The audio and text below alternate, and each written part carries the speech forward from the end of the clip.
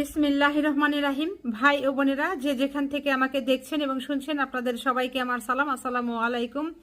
আশা করি আপনারা ভালো আছেন, আমিও ভালো আছি। UK property gossip by Tasmina YouTube চ্যানেলের পক্ষ থেকে জানাই শুভেচ্ছা। আজ জুলাই মাসের 10 তারিখ বৃহস্পতিবার 2025। এই মুহূর্তে লন্ডনের তাপমাত্রা আছে 26 ডিগ্রি সেলসিয়াস।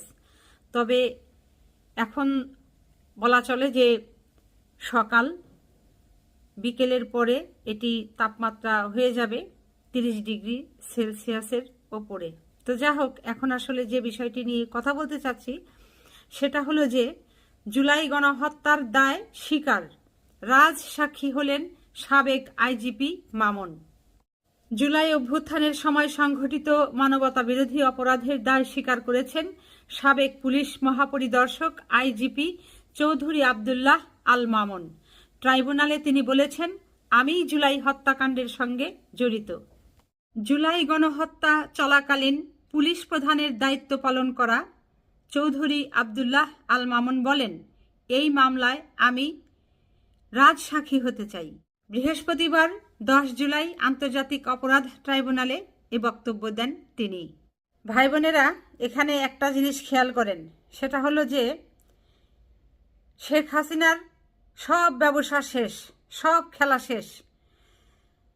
গত 2024-এ 5ই আগস্ট তিনি বাংলাদেশে শিক্ষার্থীদেরকে হত্যা করে, ছাত্রদেরকে হত্যা করে, বাংলাদেশের মানুষকে, বাংলাদেশের জনগণকে হত্যা করে দিল্লিতে পালিয়ে চলে যান। এবং ওখানে চলে যাবার পর তার শেষ সম্বল ছিল কি? এই পুলিশকে নিয়ে তিনি বিভিন্নবার বিভিন্ন রকমের বিভিন্ন সময়ে বক্তব্য দেন। ফোনালাপ ফাঁস হয়, সেখানেও শোনা যায় অমুক জায়গায় পুলিশকে পোড়ানো হয়েছে, হত্যা করা হয়েছে, মারা হয়েছে। পুলিশের জন্য তার দরদে বয়ে যাচ্ছিল। তার মানে পুলিশকে নিয়ে, পুলিশকে দাবাকোঠের গুটি বানিয়ে তিনি খেলতে চাচ্ছিলেন। কিন্তু সেই দাবাকোটের পুলিশ গুটিও আজ চেক হয়ে গেল, রাজা চেক হয়ে গেল, খেলা শেষ। কেননা এই যে পুলিশের যিনি সাবেক আইজিপি মামুন, তিনি নিজেই স্বীকার গিয়েছেন যে তিনি ওই জুলাই হত্যাকাণ্ডের সাথে জড়িত এবং তিনি সেই হত্যাকাণ্ডের রাজসাক্ষী হতে চান। আজকের পর থেকে বাংলাদেশের ক্ষমতাচ্যুত প্রধানমন্ত্রী শেখ হাসিনার যদি বিন্দুমাত্র লজ্জাবোধ থাকে, তাহলে আর কোনোদিন কখনো হয়তো শেখ হাসিনা তার মুখে এই পুলিশ মারা গিয়েছে, পুলিশকে হত্যা করা হয়েছে, এই ধরনের অভিযোগ তিনি মুখে আনবেন না। কারণ হলো, এই পুলিশ হত্যার জন্য শেখ হাসিনা তিনি নিজেই সরাসরি দায়ী। যে সকল পুলিশ কর্মকর্তাদেরকে গ্রেপ্তার করা হয়েছে, তারা এখন তাদের নিজের মুখেই স্বীকার যাচ্ছেন, স্টেটমেন্ট দিচ্ছেন যে শেখ হাসিনার সরাসরি নির্দেশে পুলিশরা শিক্ষার্থীদেরকে গুলি করে হত্যা করেছে। এখানে আমি স্বীকার যাচ্ছি, পুলিশরা মারা গিয়েছেন, তবে সেটির সংখ্যা খুবই কম। গড়ে ধরেন যেখানে 100 ছাত্র মারা গিয়েছে, সেখানে হয়তো একজন পুলিশ মারা গিয়েছে।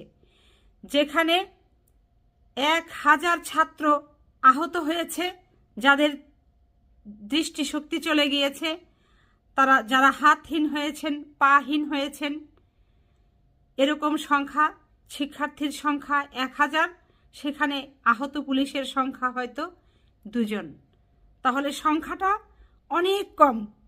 বাংলাদেশের সিলেট বিভাগকে বলা হয় অলিয়া উলিয়ার দেশ, কারণ অনেক অলিয়া উলিয়ার মাজার রয়েছে সেখানে, কবর রয়েছে সেখানে। তো এই পুলিশের সাবেক আইজি মামুন, আপনার বাড়ি সুনামগঞ্জে, এই অলি আউলিয়ার দেশের মানুষ হয়ে আপনি কিভাবে এই গত 15-16 বছর মানুষ হত্যার সাথে সরাসরি জড়িত ছিলেন? এটি আসলে অবাক হওয়ার মতো বিষয়। আপনি কি করে এত নির্দয় নিষ্ঠুর হলেন? তো আপনার বয়স তো এখন মোটামুটি ভালোই হয়েছে, এখন নিজেই বুঝে গেছেন যে বাকি জীবন জেলেই থাকতে হবে, ওখানেই মরতে হবে, বের হওয়ার আর কোনো উপায় নাই। কাজেই দয়া করে আপনার প্রতি বিনীত অনুরোধ থাকবে, এই গত 15-16 বছরে বাংলাদেশে যে কয়টা খুনের সাথে আপনি জড়িত ছিলেন, যে কয়টা গুমের সাথে আপনি জড়িত ছিলেন, অনেক পরিবারের সদস্যরা মিসিং হয়েছে। সে সকল মিসিং হওয়া পরিবারের সদস্যরা তারা তাদের প্রিয়জনকে এখনো খুঁজে বেড়াচ্ছে।